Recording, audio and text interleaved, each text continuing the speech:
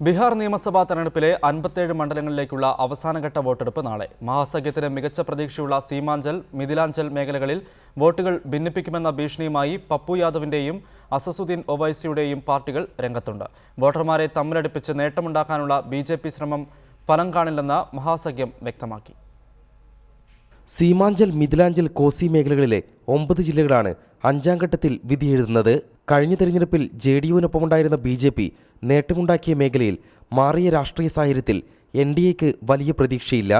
മുസ്ലിം വോട്ടർമാർ സ്വാധീനശക്തിയായ സീമാഞ്ചലിൽ ലോക്സഭാ തെരഞ്ഞെടുപ്പിലെ മോഡി തരംഗം ഏശിയിരുന്നില്ല. ന്യൂനപക്ഷ സംവരണം, പാകിസ്ഥാൻ പ്രസ്താവനകളിലൂടെ ഹിന്ദു വോട്ടുകൾ ഏകീകരിപ്പിക്കാനായിരുന്നു നരേന്ദ്രമോദിയുടെയും അമിത്ഷായുടെയും ശ്രമം. 3 चरणों में शतक पार कर गए हैं. चौथे चरण में ही बहुमत पालेंगे. 5वें चरण में बहुत आगे चले जाएंगे. അതേസമയം ബിജെപിയുടെ വർഗീയ നീക്കങ്ങൾ ഉയർത്തിക്കാട്ടി മുഖ്യമന്ത്രി നിതീഷ് കുമാറും ലാലു പ്രസാദ് യാദവും ഭൂരിഭാഗം മണ്ഡലങ്ങളിലും ശക്തമായ സാന്നിധ്യം അറിയിച്ചിട്ടുണ്ട്.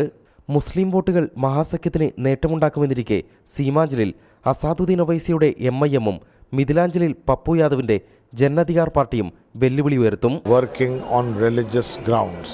We have nothing to do with fundamentalist religious thinking, be it Hindu or be it Muslim. 1,50,00,000 പേർക്ക് വോട്ടവകാശമുള്ള അഞ്ചാം ഘട്ടത്തിൽ 827 സ്ഥാനാർത്ഥികളാണ് മത്സരരംഗത്തുള്ളത്. നാലാം ഘട്ടത്തിൽ നഷ്ടമായ മേൽക്കൈ തിരിച്ചുപിടിക്കാനാകുമെന്ന പ്രതീക്ഷയിലാണ് മഹാസഖ്യം. എന്നാൽ സീമാഞ്ചലിലും മിഥിലാഞ്ചലിലും വർഗീയ ധ്രുവീകരണം അടിയൊഴുക്കുകൾ സൃഷ്ടിക്കുമെന്ന പ്രതീക്ഷയിൽ ബിജെപിയും. പട്നയിൽ നിന്നും ക്യാമറമാൻ ഫൈസൽ നിൽക്കുന്നതോടൊപ്പം M. ഉണ്ണികൃഷ്ണൻ, റിപ്പോർട്ടർ.